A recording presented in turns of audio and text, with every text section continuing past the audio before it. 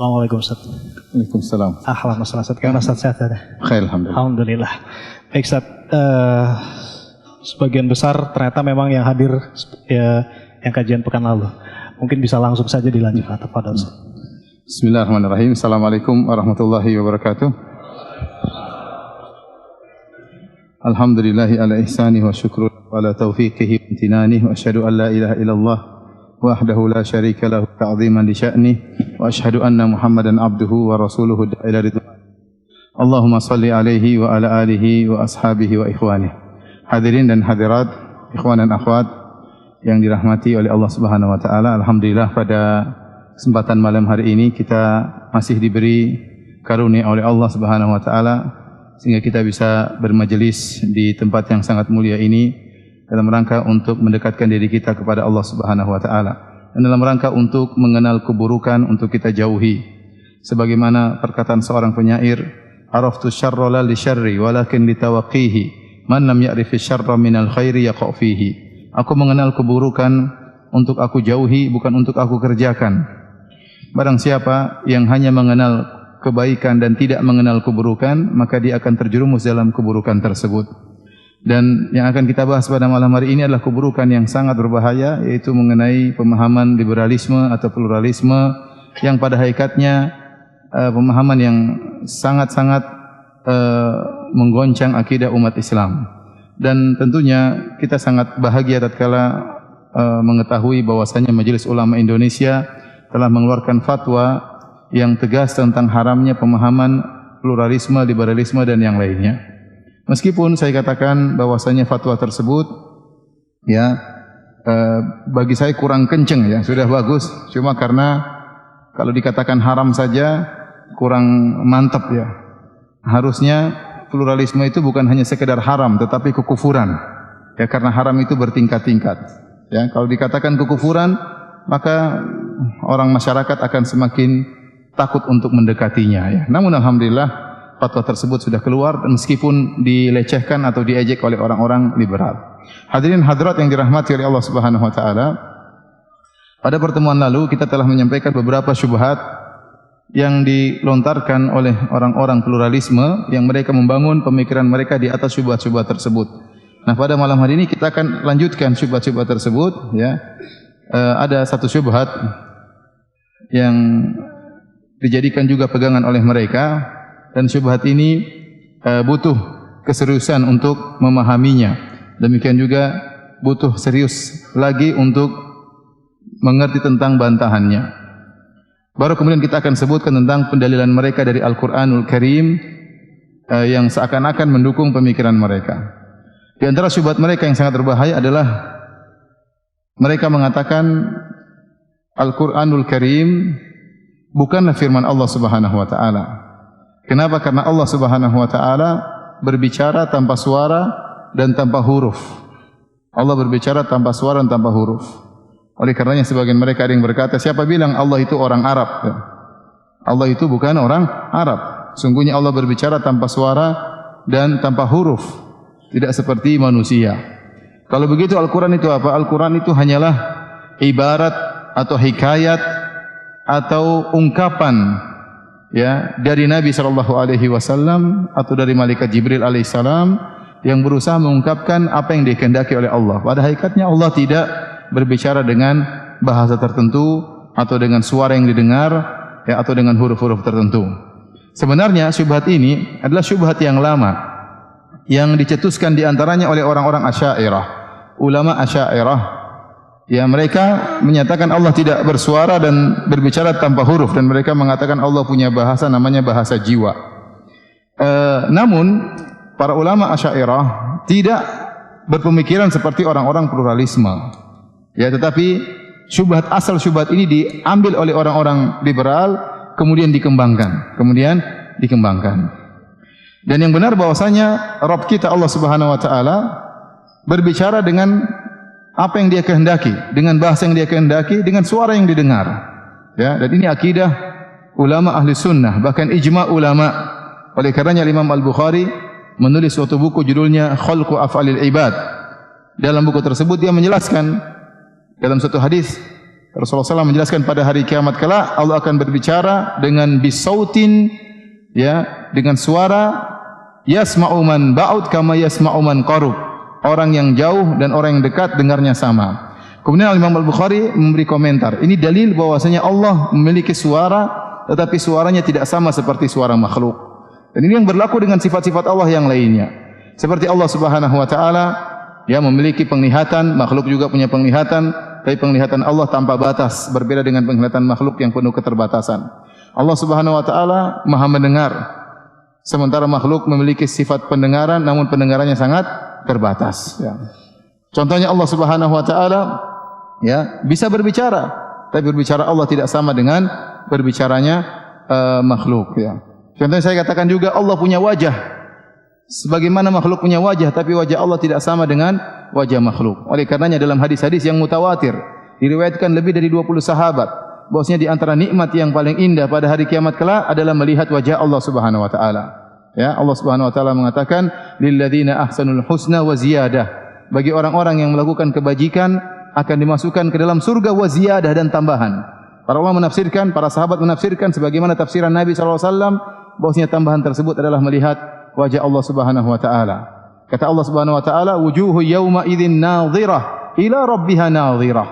Ya, pada hari tersebut, hari kiamat kelak, ada wajah-wajah yang berseri-seri. Kenapa wajah-wajah tersebut berseri-seri?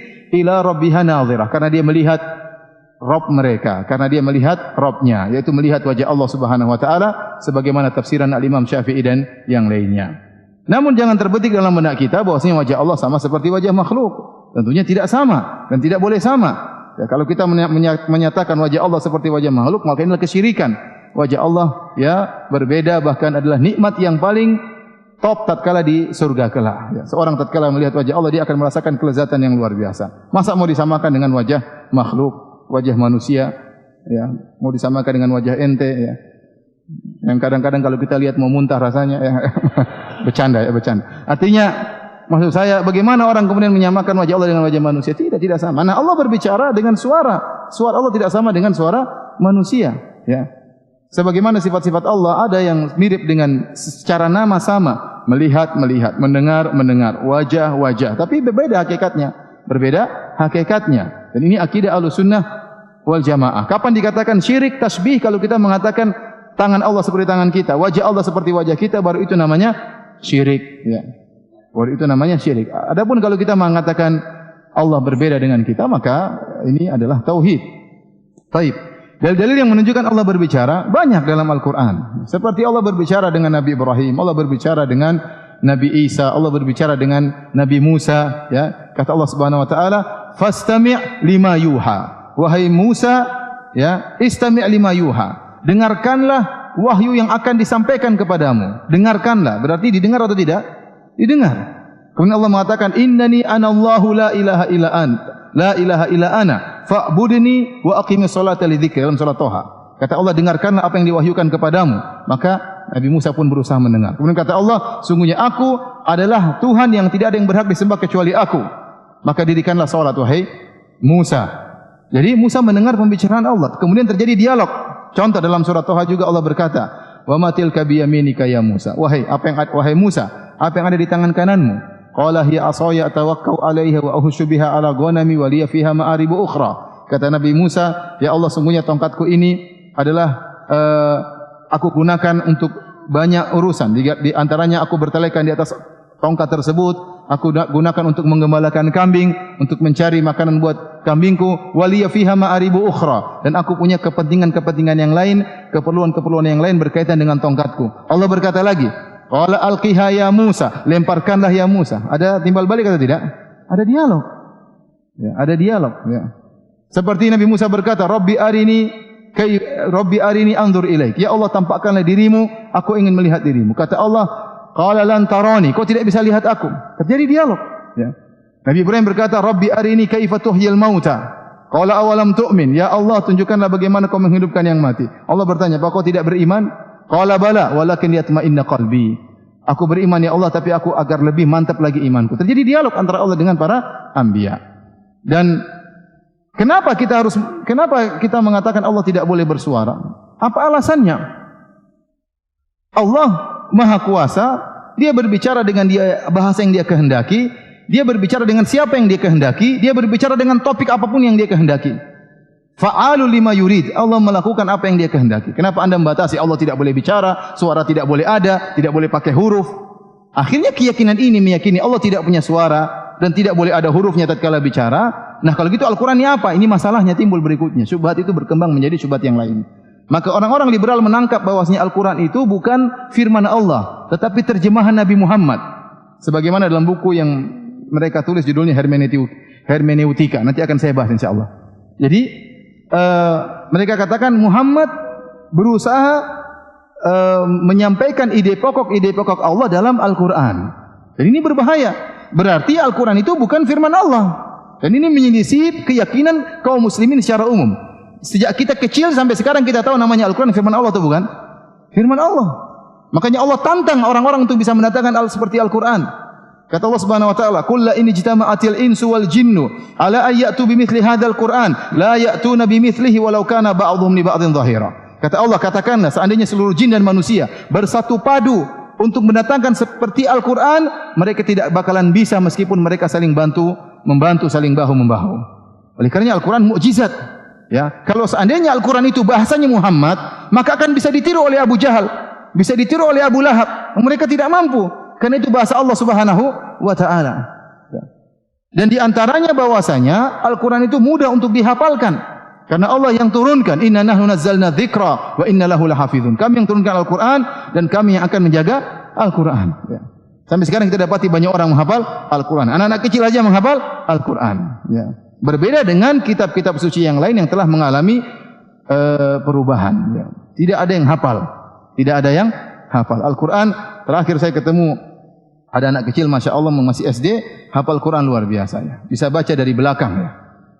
Saya bilang ayat sekian. Ya. Sebelumnya apa? Baca lagi. Sebelumnya apa lagi? Baca lagi. Sebelumnya apa lagi? Dia bisa baca dari belakang ke atas. Saya saja tidak bisa. Ya. Antum bisa coba. Lam yalid wa lam yulad. Sebelumnya apa? Antum enggak bisa, antum nurut dulu dari awal. Qul huwallahu ahad, Allahus samad. Oh, Allahus samad. Oleh karenanya ini mukjizat. Adapun orang yang mengatakan Al-Qur'an adalah perkataan manusia, sama perkataan Al-Walid ibn Al-Mughirah, orang yang dikafirkan oleh Allah, dimasukkan dalam neraka Jahannam. Apa kata Al-Walid ibn Al-Mughirah? Dia berkata, "In hadza illa qaulul bashar." Al-Qur'an ini hanya perkataan manusia. Kata Allah, "Sa'uslihi saqar." Aku akan masukkan dia dalam neraka saqar. Kenapa? Gara-gara dia mengatakan Al-Qur'an perkataan manusia. Kita sudah yakin sejak dulu Al-Quran adalah firman Allah Subhanahu wa taala. Oleh karenanya orang bacanya hendaknya berwudu terlebih dahulu, bukan perkataan Muhammad. Siapa bilang perkataan Muhammad? Muhammad saja sallallahu alaihi wasallam setiap bulan Ramadan datang malaikat Jibril mengajari Muhammad agar Muhammad tidak lupa, agar semakin kokoh. Ya. Rasulullah SAW saja waktu didiktekan Al-Quran oleh malaikat Jibril, dia menggerakkan lisannya supaya mudah hafal, bukan karangan dia. Makanya kata Allah, ya apa? La tuharrik bihi lisanaka lita'jala bih. Wahai Muhammad, jangan kau gerakkan lisanmu supaya kau bisa menghafalkannya. Inna alaina jam'ahu wa Qur'ana. Kami akan membuat kau hafal, wahai Muhammad. Kalau Al-Quran itu perkataan Muhammad, ya buat apa Nabi Muhammad susah-susah untuk apa? Menghafalkannya. Jadi Al-Quran itu firman Allah Subhanahu wa taala. Ini tidak kita ragukan. Tatkala seorang mengatakan Allah tidak bisa berbicara tanpa suara dan macam-macamnya, akhirnya Al-Quran ini apa? Terjemahan Muhammad terhadap keinginan Allah. Dari sini timbul syubhat. Ya, dari sini timbul syubhat. Ya ikhwan, yang berbicara seperti ini, syubhat ini bukan orang sembarang, doktor, profesor, ya, liberal-liberal yang rektor, ya subhanallah. Saya tidak ingin menyebutkan namanya. Tapi yang ngomong seperti ini rektor Universitas Islam Indonesia, mungkin paling top di Indonesia, ya. Baik. Apa kata dia? Kalau begitu, ya Muhammad manusia. Dan dia sekarang berusaha untuk menuangkan ide pokok Allah dalam bahasa manusia. Karena menurut dia Al-Quran bukan bahasa apa? Bahasa Allah Subhanahu wa taala, tapi bahasa Muhammad, ya. Bahasa manusia. Dan tatkala Muhammad adalah manusia, waktu dia mentransferkan bahasanya Allah dalam bahasa Arab, dia terpengaruh dengan sifat kemanusiaannya. Pertama, dia manusia. Dan manusia tidak akan bisa mengungkapkan bahasa Allah, tidak mampu. Yang kedua, dia akan terpengaruh dengan kondisi dia tatkala itu. Maka dia akan mengungkapkan dengan bahasa-bahasa yang sesuai dengan zaman dia. Paham? Sesuai dengan zaman dia. Ya. Kemudian Muhammad tidak akan mampu menyampaikan seluruhnya. Karena ilmu Muhammad sangat sedikit dibandingkan dengan ilmu Allah Subhanahu wa taala. bertumpuk-tumpuk syubhat. Kesimpulannya apa? Kesimpulannya Al-Quran yang kita baca ini ya bisa kita otak-atik dong. Jangan terpaku dengan tekstualnya.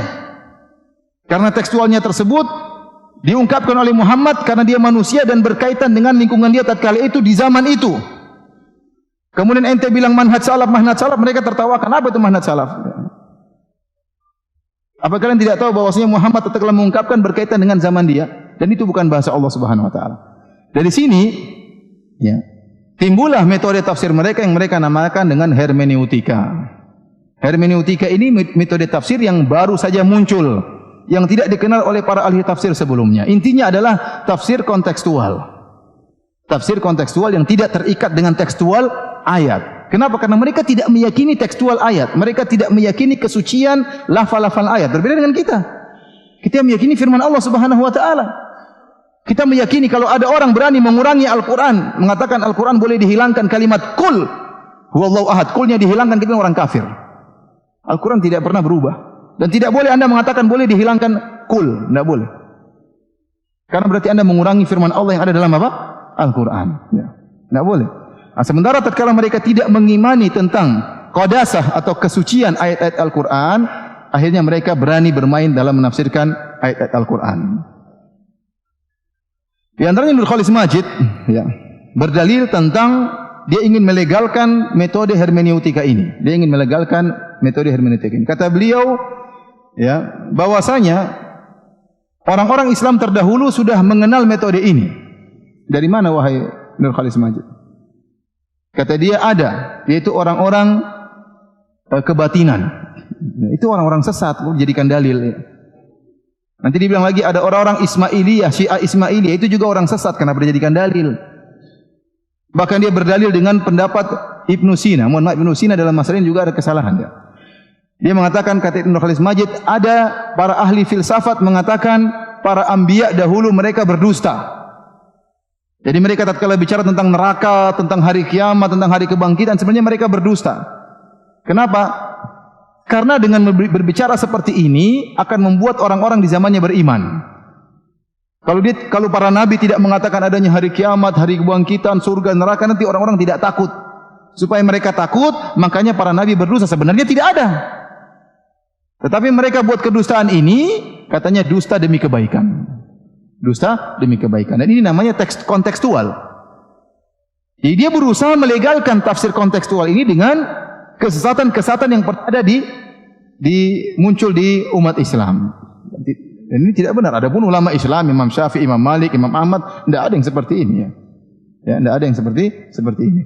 Oleh karenanya para hadirin dan hadirat yang dirahmati Allah Subhanahu wa taala, akhirnya mereka punya metode tafsir yang namanya hermeneutika dan tidak punya kaedah. Makanya kalau antum berbicara sama orang liberal, datangkan wahai orang liberal, kaedah dalam bidang apapun. Ente punya kaedah dalam ilmu tafsir, datangkan. Mana? Kaedah liberal kayak apa sih? Kita pengen tahu. Mereka kritiki kaedah-kaedah ahli ilmu tafsir. Mereka kritiki kaedah-kaedah usul fikih. Coba kaedah ente bagaimana? Mereka tidak punya kaedah karena mereka bebas berfikir. Ente boleh bikin kaedah, si A boleh bikin kaedah, si B boleh bikin kaedah, jadi agama ini ngawur. Semua orang bisa berbicara dengan seenaknya. Akhirnya contoh penafsiran yang ngawur seperti penafsirannya, contohnya seperti Muzda Mulia. Profesor Dr. Muzda Mulia yang mengatakan bahwasanya kaum Lut disiksa. Kaum Lut, Nabi Lut alaihissalam disiksa oleh Allah Subhanahu wa taala bukan karena homoseksualnya, tetapi cara mereka berhomoseksual yang membuat mereka disiksa. Kalau benar ini.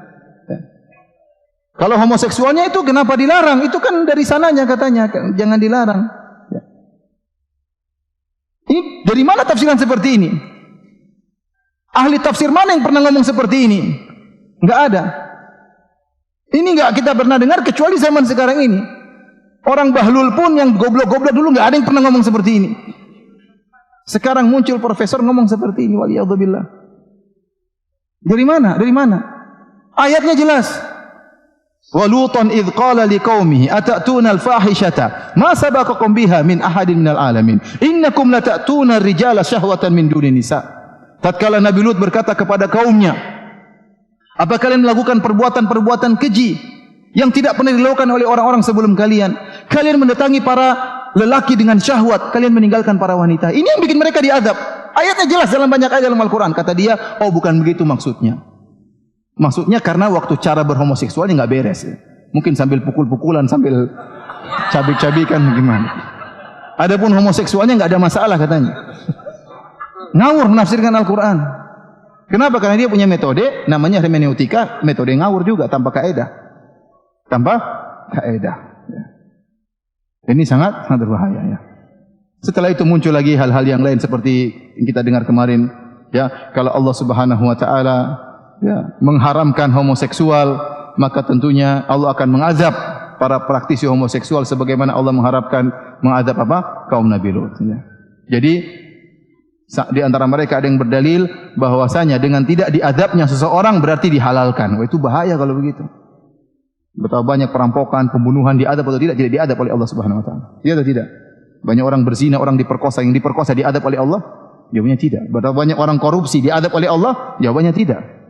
Kamu yang ngomong gini, kalau saya penggal kepalamu, saya tidak diadab, berarti halal memenggal kepalamu. Kan enggak juga. Kenapa bisa berdalil dengan demikian? Subhanallah. Syaitan memberi wahyu kepada mereka. Ya. Syaitan memberi wahyu kepada mereka. Kemudian perkataan mereka juga untuk menghalalkan LGBT, kata mereka, ini kan dari sananya. Ya. Bukan dari sananya. Dalam bahasa kita, laki-laki suka sama laki-laki itu namanya kelainan. Ya. Ya. Itu namanya kelainan. Dan kelainan itu harus diperbaiki. Ya. Harus diperbaiki. Sebagaimana ada seorang ternyata suka dengan hewan, jangan dibilang itu dari sananya, itu kelainan, diperbaiki.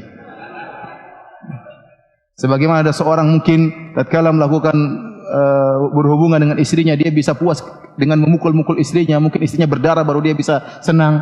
Jangan dibilang itu dari sananya, dibiarin aja. Enggak, itu kelainan, diperbaiki. Ya. Kenapa Anda mempertahankan kelainan? Ya, akhi, antum bayangkan coba kalau kita biarkan homoseksual berjalan, laki-laki sama laki-laki, perempuan sama perempuan, akan musnah umat ini. Enggak punya anak, gimana punya anak ya? Semua maslahat hilang. Ya. Gara-gara seperti itu ya. Oleh karenanya ini salah satu contoh dari praktek hermeneutika, akhirnya tafsirnya ngawur. Contoh lagi, ulil absar berkata ya dengan dalih yang sama. Dia mengatakan, apakah Allah orang Arab? Tidak, Allah bukan orang Arab. Allah tidak punya bahasa ya. Oleh karenanya Al-Qur'an yang turun ya itu bahasa Muhammad, dan bahasa Muhammad itu terikat dengan zamannya dan kondisinya tatkala itu. Maka tidak boleh Anda pindahkan kondisi tersebut ke zaman sekarang. Sehingga dia berkesimpulan tidak boleh menerapkan lagi hukum hudud di zaman sekarang ini karena sudah tidak relevan lagi. Seperti kalau ada orang berzina tidak boleh dicambuk, tidak boleh dirajam, ada orang pencuri tidak boleh dipotong tangannya, kalau orang membunuh tidak boleh lagi dibunuh. Ini kan hukum Islam, ya. Hukum Islam. Kata dia tidak relevan lagi. Kenapa? Karena sekarang ada alternatif yang lain. Seperti di penjara, seperti diapain, atau diambil duitnya dan macam-macamnya, ya, dan macam-macamnya. Itu hanya bisa pas di zaman Muhammad SAW, sangat relevan. Terus kalau zaman sekarang bagaimana? Kata dia, maka Allah menyuruh kita untuk beristihad, membuat hukum baru yang relevan dengan zaman sekarang ini. Paham ya? Dia bilang itu sudah tidak bisa berlaku lagi, maka zaman sekarang Allah menyuruh kita untuk beristihad membuat hukum baru yang relevan dengan zaman kita. Seakan-akan dia berkata Muhammad SAW sudah expired. Benar atau tidak? Pernyataannya benar atau tidak? Muhammad sudah expired kan? Sudah, kalau gitu kita yang baru. Tayyib. Subhanallah, ini bahaya sekali. Ya. Makanya kalau antum bicara sunnah Nabi begini, sudah dia mereka ketawa-ketawa aja. Itu kan zaman dulu. Apa yang dibawa zaman sekarang? Apabila dia bilang kita harus mengikuti para salafus saleh, ikut para sahabat, mereka tertawa-tertawa aja. Ente ini gimana? Masa zaman dulu 1400 tahun mau dibawa pindah zaman sekarang? Ya. Karena mereka menganggap bahwasanya Muhammad sudah expired, sudah selesai. Kalau kita ikuti dia, kita bilang tayyib, wahai ulil. Sekarang kita diminta untuk membuat hukum yang baru. Siapa yang berhak untuk beristihad membuat hukum baru? Anda apa saya? Atau dia? Atau mereka? Atau kami? Atau kita? Siapa yang berhak membuat hukum yang baru? Apakah otak Anda lebih encer daripada otak saya?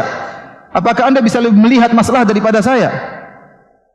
Akhirnya apa? Al-Quran buat apa? Nggak ada fungsinya. Kalau setiap orang boleh bikin hukum baru, apa fungsi Al-Quran? Buang aja, simpan. Konsekuensinya sangat berbahaya. Dan ini yang didengungkan oleh ulil absar. dalam buku-bukunya. Ya. Kata dia sudah tidak bisa relevan sekali dan tidak boleh diterapkan. Makanya mereka sangat membenci kalau ada orang berbicara tentang mendirikan syariat Islam. Mereka sangat benci karena menurut mereka tidak bisa diterapkan sekarang. Itu zaman Muhammad, sekarang kita bikin hukum yang sesuai dengan zaman kita. Intinya Al-Quran dan hadis dibuang aja, nggak perlu. Kata mereka kita hanya ambil ide pokok. Al-Quran itu ide pokoknya apa? Keadilan, kesamaan, kemanusiaan, dan macam-macamnya. Nah, kita ambil ke ide pokok tersebut, kita terjemahkan dengan bahasa kita, dengan hukum kita di zaman sekarang ini. Tidak perlu kita terikat dengan tekstual Al-Quran, apalagi tekstual apa? Hadis. Bahaya atau tidak, ikhwan? Bahaya. Contoh lagi penafsiran yang lain dari ulil absar. Dia mengatakan apa? Dia tidak bisa terima tatkala Allah sebutkan tentang kisah-kisah para nabi. Allah mengirim Nabi Nuh alaihissalam, Nabi Nuh berdakwah, kemudian kaumnya tidak bisa terima, maka Nabi Nuh berdoa, Allah turunkan hujan tenggelamkan mereka. Allah kirim lagi misalnya Nabi Saleh kepada kaum Samud, didakwahi, tidak mau, tetap aja syirik, Allah kirimkan azab. Allah kirim Nabi Hud kepada kaum Ad, kemudian didakwahi, tidak mau nurut, berdoa kepada Allah, turun azab kepada mereka. Kata dia, ini Tuhan kayak apa seperti ini? Kata dia. Sehingga dia punya keyakinan bahwasanya cerita-cerita ada dalam Al-Quran itu semuanya tidak benar. Ya, tidak benar. Sehingga dia punya makalah judulnya Al-Quran dan Spider-Man. Kenapa dia ingin menyampaikan bahwasanya Al-Quran itu seperti cerita Spider-Man. Ibarat seorang ibu ingin mengajarkan kejujuran kepada anaknya, maka dia cerita tentang kisah kancil dan buaya misalnya. Atau mengajarkan kepintaran, maka dia buat cerita kancil dan buaya. Padahal cerita tersebut tidak pernah terjadi. Nah, kira-kira demikian kata dia, Allah ingin mengajarkan suatu nilai-nilai dan norma-norma, sehingga Allah buat cerita tentang kisah Nabi Nuh yang sebenarnya tidak pernah terjadi. Kisah Nabi Saleh yang sebenarnya tidak pernah terjadi, kisah Nabi Hud yang tidak pernah terjadi. Ini kekufuran. Mendustakan kisah-kisah dalam Al-Quran. Apa bedanya dengan perkataan orang-orang kafir tatkala Nabi bercerita tentang kisah-kisah, kata mereka asatirul awwalin, hanyalah dongeng orang-orang terdahulu. Persis seperti perkataan ulil absar. Al-Quran hanyalah dongeng-dongeng orang-orang terdahulu, tidak benar. Ini sangat berbahaya. Kenapa? Karena dia punya syubhat bahwasanya Al-Quran itu bukan firman Allah Subhanahu wa taala. Itu hanya ungkapan Muhammad terhadap ide pokok Allah Subhanahu wa taala. Baik, dari sini kita tahu ya bagaimana syubhat mereka bertumpuk-tumpuk, maka wajar jika kemudian mereka punya fatwa yang aneh-aneh. Mau bilang jilbab tidak wajib, silakan. Mau bilang homoseksual boleh, silakan. Mau bilang riba boleh, silakan. Mau bilang zina juga boleh, apa urusannya ya, terserah ya. Mau bilang perempuan juga boleh menjatuhkan cerai, silakan. Laki-laki juga harus punya masa iddah, silakan ya. Mau nikah laki-laki perempuan muslimah dengan lelaki kafir, silakan, bebas. Silakan berbicara seenaknya. Kenapa? Karena Al-Quran tekstualnya itu tidak boleh kita ambil secara tekstual, tapi kita harus melihat secara kontekstual. Intinya Al-Quran dan hadis buang saja, enggak ada faedahnya. Apa faedahnya? Sehingga mereka benar-benar menghabisi Imam Syafi'i, mengkritik Imam Syafi'i. Kenapa Imam Syafi'i bikin kaidah seperti ini, seperti anu? Ya, dalam kitab mereka fikih lintas agama. Ya, mencela Al-Imam Syafi'i rahimahullahu taala. Baik, hadirin dan hadirat yang dirahmati Allah Subhanahu wa taala, itu syubhat terakhir yang mungkin saya sampaikan pada kesempatan kali ini. Selanjutnya saya akan menyampaikan beberapa contoh mereka berusaha melegalkan pemikiran mereka dengan berdalil dengan ayat-ayat Al-Qur'an. Tetapi ingat, mereka punya kaidah dalam berdalil dengan Al-Qur'an, kaidahnya itu hanya mengambil sepotong dan membiarkan yang lain. Seperti seorang berdalil tentang haramnya salat. Ya. Apa dalilnya? Fawailul lil musallin. Celaka orang-orang yang salat. Iya, salat itu haram, celaka ente salat. Dia tidak lanjutkan alladzina hum an salatihim sahun, yaitu orang-orang yang lalai dalam salatnya. Jadi fawailul musallin titik, celaka orang yang salat. Itulah ciri-ciri dari pendalilan mereka. Sebagai contoh, mereka berdalil bahwasanya semua agama sama. Semua agama sama. Dalilnya kita bebas untuk memilih agama, Allah tidak larang. Karena manusia memiliki banyak privasi, dan di antara privasi yang paling privasi adalah memilih keyakinan. Dan Allah membuka peluang lebar, silakan. Mau kafir, mau mukmin, tidak jadi masalah bagi Allah Subhanahu wa taala. Dalilnya apa? Ya, dalam surat Al-Kahfi wa qulil haqqu min rabbikum. Faman syaa'a falyu'min wa man syaa'a falyakfur. Titik. Katakanlah kebenaran dari Rabb kalian. Barang siapa hendak beriman silakan, barang siapa hendak kufur silakan. Dia tidak lanjutkan. Ayat selanjutnya, inna a'tadna lidh-dhalimina naran ahata bihim suradiquha. Kami siapkan neraka jahanam bagi orang-orang yang apa? Yang zalim. Ayatnya tidak dilanjutkan. Seperti itu metode mereka. Ya. Contoh mereka berdalil, ya. Kisah Nabi Ismail, Nabi Sulaiman. Ya, kata mereka, lihat Sulaiman menyebarkan rahmat. Waktu nulis surat kepada Ratu Balqis, innahu min Sulaiman wa innahu bismillahirrahmanirrahim.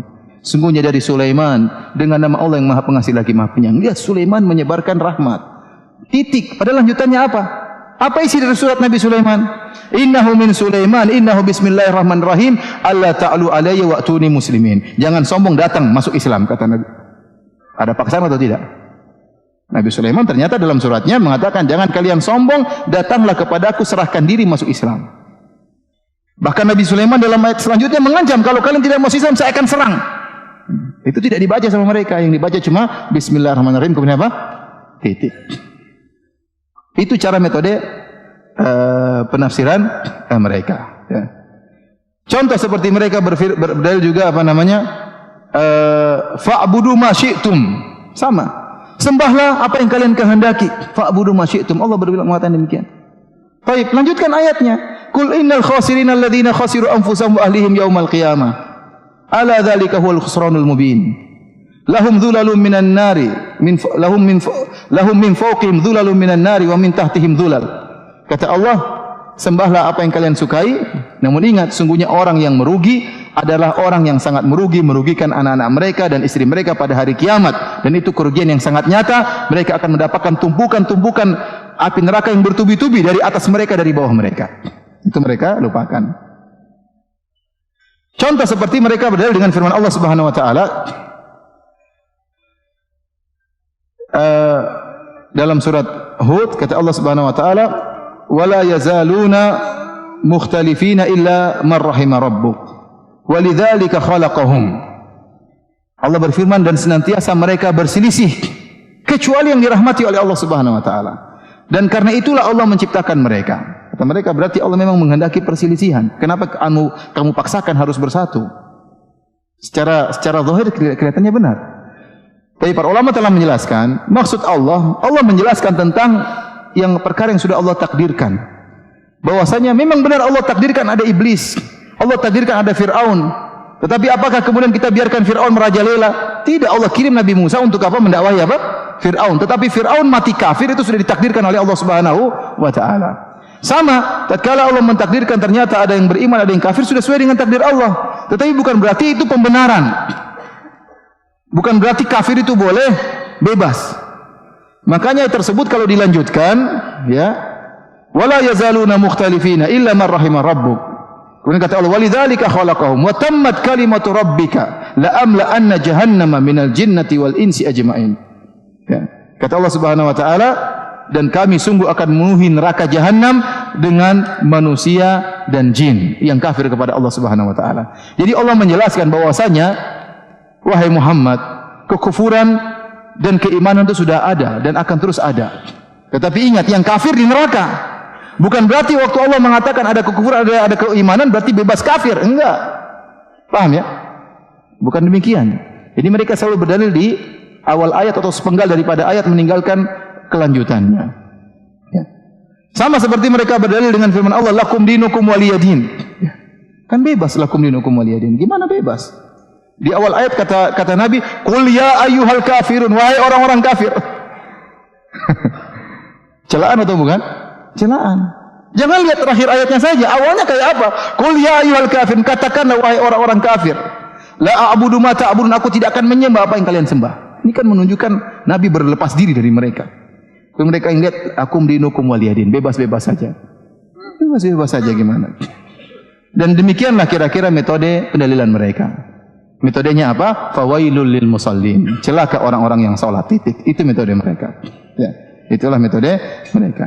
Ya, jadi, dan banyak ayat-ayat yang lain mereka jadikan dalil, tapi rata-rata seperti itu. Dan mereka berani berbohong. Saya sudah baca bukunya dan saya tidak malu-malu sebutkan namanya. Abdul Muhsin Ghazali dalam risalah disertasinya penuh dengan kedustaan. Menggambarkan seakan-akan Ibnu Katsir berpemahaman seperti dia. Menggambarkan seakan-akan Muhammad Rashid Ridho berpemahaman seperti dia. Mana ada ahli tafsir berpemahaman seluruh agama masuk surga? Dari mana? Mau jungkir balik kita baca buku tafsir nggak ada. Dari dulu sampai sekarang. Namun melakukan kelicikan, kedustaan, kebohongan sehingga orang awam yang baca tidak ngerti, tidak bisa ngecek langsung literatur asli, akhirnya menyangka bahwasanya Ibnu Katsir punya pemahaman liberal. Subhanallah, dari mana?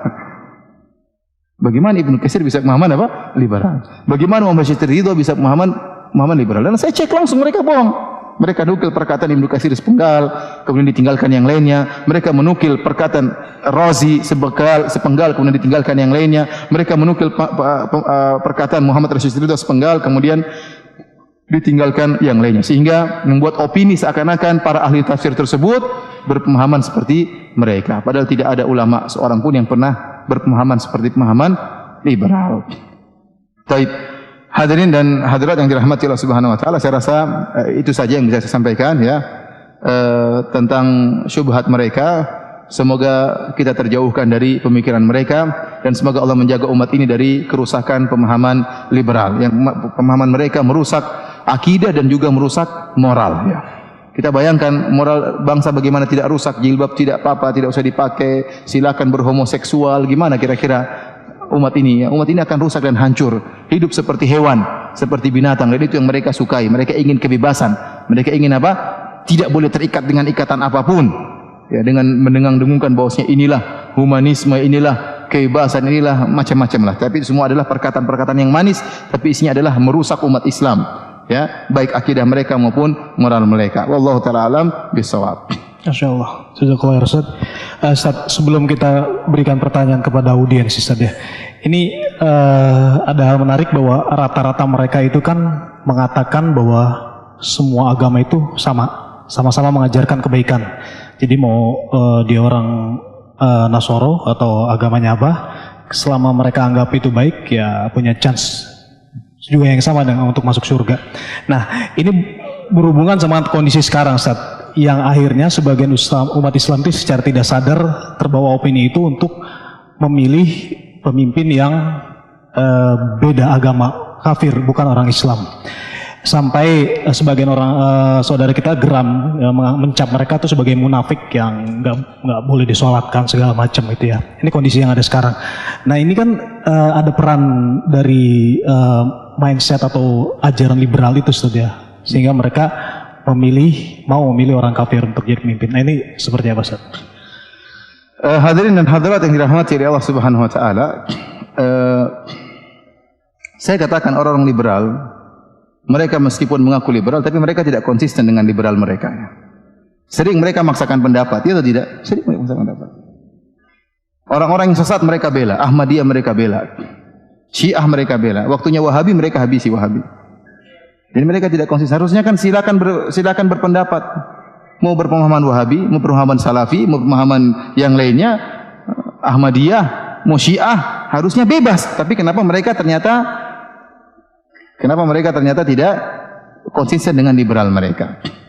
Ini menunjukkan mereka tidak konsisten dengan penamaan mereka liberal. Ya, demikian juga. Jadi mereka toleransi dalam semua hal kecuali kepada Ahlus Sunnah wal Jamaah. Ya. Yang lain tidak jadi masalah kecuali Ahlus Sunnah, dihabisi terus. Kemudian di antara bentuk tidak konsisten mereka, seharusnya umat Islam kan bebas untuk memilih apa?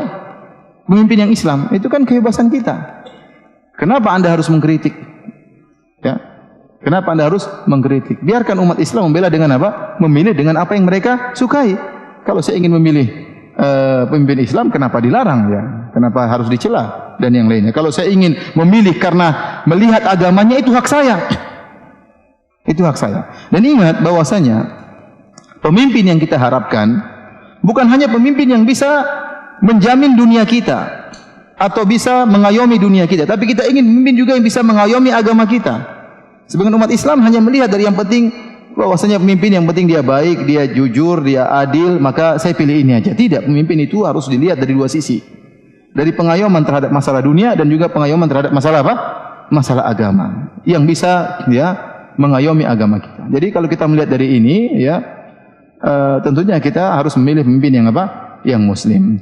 Namun demikian juga tidak boleh kita berlebih-lebihan tatkala ada sebagian saudara kita mungkin kena syubhat, kemudian mengatakan saya ingin memilih pemimpin yang non muslim misalnya, pemimpin kafir, kemudian akhirnya kita katakan dia munafik, ya. Ini juga tidak benar, ya. Ya, karena munafik ada dua maksudnya.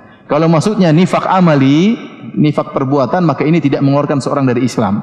Tapi kalau kita maksudnya munafik, munafik keyakinan, seperti munafik di zaman Nabi Muhammad SAW, maka itu orang itu berarti kafir. Sehingga orang itu kalau sudah dicap munafik, kafir, tidak boleh disolatkan. Kelanjutan dari cap seperti ini. Kita katakan orang itu salah, dia melakukan maksiat, tetapi dia tidak sampai pada derajat apa? Derajat kekufuran. Ya, kita boleh semangat, tapi semangat ada aturannya. Ya.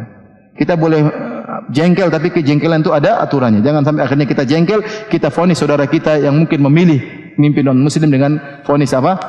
Kafir atau munafik. Tidak boleh. Karena perbuatan yang mereka lakukan tidak sampai pada derajat kekufuran, meskipun mereka bermaksiat kepada Allah Subhanahu wa taala. Masya Allah, Ustaz. Jadi sebenarnya kita tidak boleh memonis mereka munafik, Ustaz, ya. Ustaz, ini banyak nih subhat-subhat mereka yang muncul nih, kayak semacam mereka mendikte kekuasaan Tuhan gitu ya. Allah kan menciptakan yang maha kuat gitu ya. Sampai subhatnya mereka nih ada paradoks gini. Kalau Tuhan maha kuat dan maha kuasa, bisa nggak sih Tuhan menciptakan batu yang sangat berat sehingga Tuhan tidak bisa mengangkatnya? Terus apa lagi? Terus banyak. Jadi orang liberal, ya, bayangkan dia bilang kalau Tuhan maha kuat, dia ragu tentang Tuhan itu apa maha kuat. Dia ragu kalau Tuhan maha esa, maka dia buat pertanyaan yang buat orang ragu tentang Tuhan. Jadi orang ini, mereka saya katakan orang liberal munafik, ya. Orang liberal itu apa? Munafik. Ya. Sebagian tulisan mereka mengatakan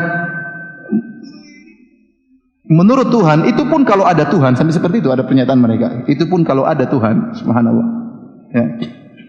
Jadi sebenarnya mereka ragu tentang adanya Tuhan. Kalaupun mereka yakin adanya Tuhan, mereka ragu dengan Al-Quran, ya. Atau mereka tidak menerima syariat apa? Islam. Sebenarnya batin mereka menolak, makanya mereka menuntut adanya hal-hal yang baru dalam hukum, dan mereka tidak mau menerima syariat Islam. Pertanyaan mereka ini, ya, ingin mengkritik firman Allah, innallaha ala kulli syai'in qadir. Sungguhnya Allah Maha Kuasa atas segala sesuatu. Para ulama telah menjelaskan, di antaranya Syekhul Islam Ibnu Taimiyah rahimahullah, bahwasanya sesuatu yang Allah Maha Kuasa itu bukan perkara yang kontradiktif, ya. Contoh seperti pertanyaan tadi atau pertanyaan yang lain, seperti bisakah Tuhan menciptakan Tuhan misalnya, yang semisalnya. Ini pertanyaan keliru, karena kalau sesuatu diciptakan dia bukan Tuhan. Paham? Apakah Tuhan bisa menciptakan Tuhan? Ini pertanyaan sudah salah. Karena namanya kalau diciptakan bukan lagi Tuhan, tapi apa? Makhluk. Sama seperti orang bertanya, bisakah kamu turun ke atas? Ya kira-kira begitu. Aha. Bisa atau tidak? Ya nggak bisa. Namanya turun ke bawah. Bisakah kamu naik ke bawah? Ya sama, nggak bisa. Ya. Kamu bilang bisakah Tuhan menciptakan Tuhan? Lah, Tuhan kok diciptakan? Ini salah pertanyaan sejak awal, sudah salah. Bisakah Tuhan menciptakan batu? Yang enggak bisa, enggak ada. Allahu Akbar, Allah Maha Besar. Gimana Allah menciptakan sesuatu yang lebih besar daripada Allah? Allah Maha Besar. Kalau Allah menciptakan sesuatu yang lebih besar, itu bukan Allah lagi, karena Allah sifatnya di antaranya Allahu Akbar. Jadi pertanyaan sejak awal sudah salah. Kalau pertanyaan salah, gimana mau jawabnya? Ya. Baik, pertanyaan berikutnya, ada yang bertanya? Baik, Dimas mungkin bisa untuk ke Brothers dulu ya, silakan. Oke, Brothers dulu, kita ambil pertanyaan paling antusias, nunjuk paling pertama, boleh dibantu mic-nya? Oke, terima kasih, silakan. Nama dan tinggal. Namanya dengan siapa? Ada keluarga saya yang mengatakan orang saya ada di bawah. Ada keluarga saya mengatakan seperti ini. Boleh aja memilih pemimpin yang kafir, katakan Ahok dan sebagainya. Karena dia bukan pemimpin, dia hanya orang yang bekerja untuk rakyat. Iya. Jadi bolehkah kita memilih pemimpin kafir karena dia bukan pemimpin? Karena dia hanya bekerja untuk rakyat sebagai pemimpin. Itu bantahannya.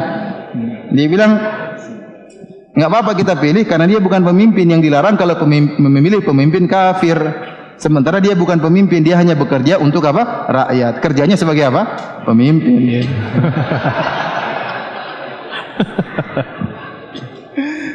Gimana? Mas Adi cukup jelas jawabannya? Alhamdulillah.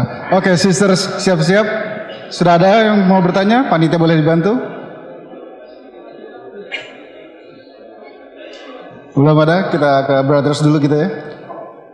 Sister Said mungkin langsung. Apa sudah siap panitia? Waalaikumsalam warahmatullahi wabarakatuh. Silakan nama dan usul. Nama saya Aulia. Saya mau tanya, saya kan baru belajar, terus lagi banyak mengikuti beberapa kajian. Kemudian di kajian-kajian yang saya ikuti itu kan apa ya, ajarannya bukan ajaran apa ya, kebiasaannya berbeda-beda. Ada yang saya ikuti itu dia memangnya aliran itu jamaah Islam, harus sunnah wal jamaah. Tapi kok sering mengadakan kayak namanya maulidan gitu yang pakai rebana, terus hampir kayak setiap minggu. Kayak maksudnya sementara yang lain bilang maulidan itu apa, ada yang itu budaya gitu, apa kebiasaan. Saya jadi bingung gimana sih kita mengikuti kajian yang benar itu yang seperti apa gitu. Oke, Aulia, pegang dulu mic-nya. Ini meskipun keluar daripada topik ya, tapi sebenarnya Islam itu mudah ya. Kalau ingin Islam yang benar, Islam yang murni, tinggal kita lihat apakah Rasulullah SAW mengerjakannya, para sahabat mengerjakannya. Kalau ada dalilnya kita ikuti. Kalau nggak ada dalilnya, mending kita tinggalkan. Saya sering punya moto bahwasanya kalau urusan agama kerjakanlah yang pasti-pasti aja. Jangan spekulasi. Kalau urusan dunia silakan spekulasi, nggak jadi masalah. Nah, dalam syariat Islam perkara-perkara yang pasti yang disepakati oleh para ulama sangat banyak. Ya. Contoh kita membuka kitab Riyadhus Shalihin. Bab dalam Riyadhus Shalihin banyak sekali bab-babnya. Bab tentang sabar, bab tentang berbakti kepada orang tua, taat kepada suami, kepada tetangga, sedekah, salat malam, puasa sunnah, puasa Senin Kemis, puasa Daud. Itu yang jelas-jelas saja kalau kita kerjakan sampai mati pun tidak akan selesai. Nah, kalau yang jelas-jelas saja tidak bisa kita kerjakan semuanya, maka saya rasa apapun perkaranya, kalau suatu yang tidak jelas atau yang tidak ada dalilnya, maka sebaiknya kita tinggalkan. Ya. Jadi saya berbicara secara umum, apapun perkaranya, ya, ada ritual apapun, maka lihat dalilnya. Tanya, kalau ada dalilnya ikuti, apapun ritual tersebut. Kalau tidak ada dalilnya, maka sebaiknya kita tinggalkan. Karena Rasulullah SAW bersabda, wa khairul huda Muhammadin sallallahu alaihi wasallam. Sebaik-baik petunjuk Rasulullah SAW. Kalau Rasulullah SAW tidak kerjakan, maka tidak perlu kita kerjakan. Contoh, ada seorang mengajarkan kita ritual tertentu. Contoh saya sebutkan contoh seperti ada orang sholat 2 rakaat setelah sa'i. Ini saya sering lihat orang Indonesia. Disunahkan setelah tawaf sholat 2 rakaat. Setelah sa'i cukur rambut selesai. Tidak ada 2 rakaat setelah apa? Sa'i. Sebagian orang sholat 2 rakaat setelah sa'i. Kita katakan ini tidak dicontohkan oleh Nabi SAW. Karena kalau anda mengatakan ini dianjurkan 2 rakaat setelah sa'i, seakan-akan umrohnya Nabi dulu kurang mantap, kurang lengkap. Maka anda melengkapi dengan 2 rakaat setelah apa? Sa'i. Ya. Sementara para sahabat semuanya tatkala umroh tidak ada mereka mengerjakan 2 rakaat setelah sa'i. Ustaz, solatkan baik, iya baik, tetapi anda seakan-akan melengkapi ritualnya Nabi SAW. Nanti kalau kita bolehkan anda solat 2 rakaat setelah sa'i, nanti ada yang punya ide lagi, 2 rakaat kurang, bagaimana kalau 4 rakaat setelah sa'i? Akhirnya kita bagaimana? Kenapa anda melarang? Jawabannya karena Nabi tidak mengerjakannya. Ingat perkataan Imam Malik rahimahullahu ta'ala, faman lam yakun yauma idin dinan falan yakunal yauma dina. Kata Imam Malik, apa yang di zaman Nabi bukan agama, zaman sekarang juga bukan agama. Ini kaidah Imam Malik. Apa yang di zaman Nabi bukan agama, zaman sekarang juga bukan agama. Bagaimana suatu perkara di zaman Nabi bukan agama, kok sekarang jadi agama? Akhirnya orang berani membuat ritual solat ini, ritual solat anu, ya. Sampai saya ditanya waktu itu, Ustadz, bagaimana hukum sholat birrul walidain? Saya bilang saya baru dengar. Ya. Kalau sholat duha ada, sholat tahajud ada, sholat birrul walidain saya baru dengar. Nah, Anda kalau mau berbakti sama orang tua silakan, tapi jangan bikin sholat namanya sholat apa? Sholat birrul walidain. Nanti lama-lama ada yang bikin sholat poligami. Maka tidak perlu kita buat ritual yang baru. Dan ingat ibu-ibu yang dirahmati Allah Subhanahu wa taala, ada perkara-perkara yang ternyata diperselisihkan oleh para ulama. Ya, kalau ternyata itu memang benar-benar diperselisihkan oleh para ulama, masing-masing merasa punya dalil, satu mengatakan boleh, satu mengatakan tidak boleh, satu mengatakan haram, satu mengatakan tidak halal, satu mengatakan disyariatkan, satu mengatakan tidak disyariatkan, maka kalau memang masing-masing punya dalil, kita teliti dalam buku literatur yang klasik kita dapati itu sudah khilaf, maka hendaknya kita berlapang dada. Contoh seperti kunut subuh, ya banyak perkara-perkara khilaf di kalangan para ulama. Kunut subuh, apakah bismillah dijaharkan atau tidak? Ini semua dalam ranah-ranah khilaf, maka hendaknya kita berlapang dada. Ya, wallahu alam bisawab. Oke, cukup jelas, Aulia? Kalau bisa yang berkaitan dengan topik ya. Berkaitan sama materi ya, berkaitan sama tema liberal ya, silakan. Brothers. Buat brothers, yang jauh dulu deh sekarang. Boleh dibantu oper ke sana?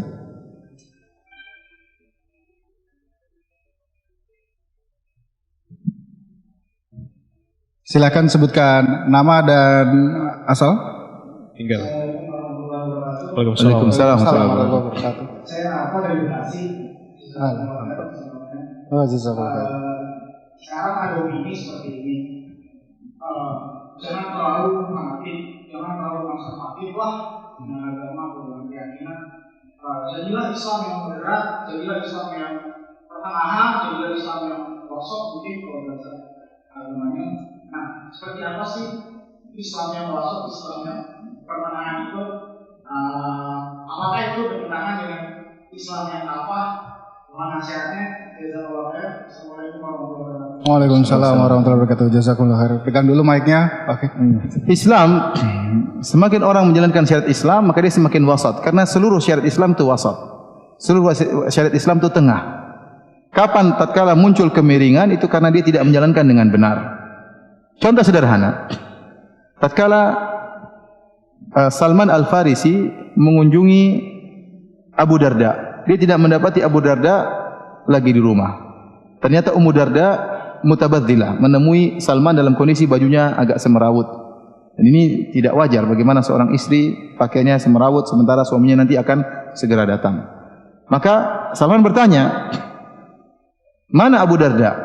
Istrinya mengatakan, Ummu Darda, "Akhuka laisa lahu hajatun ila dunya." Saudaramu Abu Darda tidak butuh dengan dunia. Makanya buat apa saya berias diri sementara suami saya tidak perhatian sama saya. Gampangannya seperti itu. Maka Salman merasa ada masalah. Maka dia pun tidak pulang dari rumah Abu Darda, dia tunggu Abu Darda datang. Abu Darda waktu datang, kemudian menghidangkan makanan buat Salman. Kata Abu Darda, silakan makan. Kata Salman, kau juga makan. Kata Abu Darda, saya sedang puasa. Subhanallah ya. Dia begitu berlezat-lezat dalam beribadah. Sampai istrinya ditinggalkan, begitu semangat salat malam, begitu semangat puasa. Kata Salman, saya tidak akan makan sampai kau berbuka. Dipaksa oleh Salman. Akhirnya Abu Darda terpaksa berbuka puasa. Makanlah bersama Salman. Salman tidak pulang, tidur lagi bersama Abu Darda. Baru awal malam pertama, Abu Darda ingin bangun salat malam. Kata Salman, belum waktunya, tidur dulu. Kemudian malam berikutnya, tengah malam bangun ingin salat malam. Kata Salman, belum waktunya, tidur dulu. Tatkala sudah sepertiga malam yang terakhir, baru mereka salat bersama salat malam. Setelah itu saatnya Salman beri nasihat. Setelah dia mengetahui bagaimana kondisi saudaranya Abu Darda yang ternyata berlebih-lebihan dalam beribadah dengan mengorbankan kewajiban yang lain, maka Salman mengingatkan, "Inna li rabbika 'alaika haqqan." Wahai Abu Darda, sungguhnya Rabbmu punya hak. Wa li jasadika 'alaika haqqan, jasadmu punya hak untuk istirahat. Wa li ahlika 'alaika haqqan, istrimu punya hak untuk kau sayangi, untuk kau gauli, anak-anakmu punya hak. Wa li zawrika 'alaika haqqan, tamumu juga punya hak. Fa'ati kulli dzi haqqin haqqa, berikanlah masing-masing haknya. Abu Darda pergi kepada Nabi SAW cerita apa yang terjadi antara dia dengan Salman. Dan dia menyampaikan perkataan Salman tadi. Kata Rasulullah SAW, "Shadaqa Salman," benar Salman.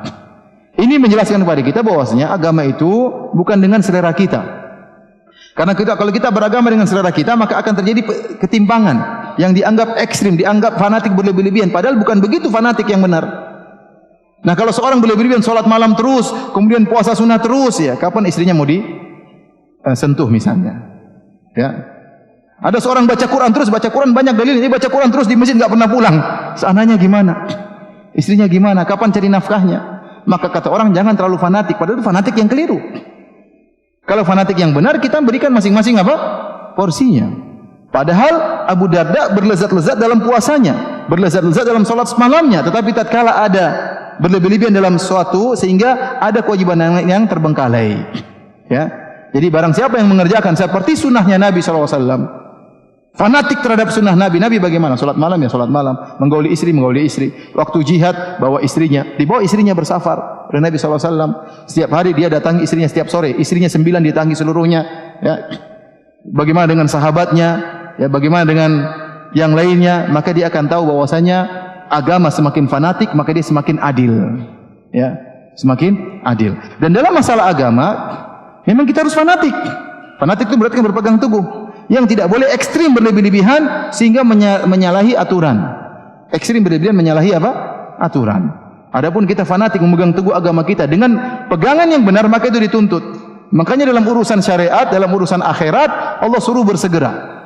Tidak ada kata Allah pelan-pelan, tidak ada. Lihat dalam Al-Quran, fastabiqul khairat, berlomba-lombalah dalam apa? Kebaikan. Kemudian Allah mengatakan, wasari'u, bersegeralah. Suruh berlomba, suruh bersegera. Kemudian setelah Allah menyebutkan nikmat surga, kata Allah, wa fi dzalika falyatanafasil mutanafisun. Untuk urusan surga, bersainglah, kata Allah Subhanahu wa taala. Kita disuruh fanatik, suruh cepat-cepat. Karena ada kesalahan dalam menjalankan agama, ya, sehingga muncul sikap-sikap ekstrim, maka timbullah pernyataan dari sebagian masyarakat, kamu beragama jangan fanatik, ya. Padahal fanatik itu yang benar, ya. Atau mungkin seorang, ya, tatkala agama tidak sesuai dengan hawa nafsunya, dia mengatakan jangan fanatik, kita yang biasa-biasa aja. Kalau Anda Islamnya biasa-biasa, kalaupun masuk surga, surganya biasa-biasa. Kalau Anda Islamnya fanatik, surganya juga insya Allah lebih apa?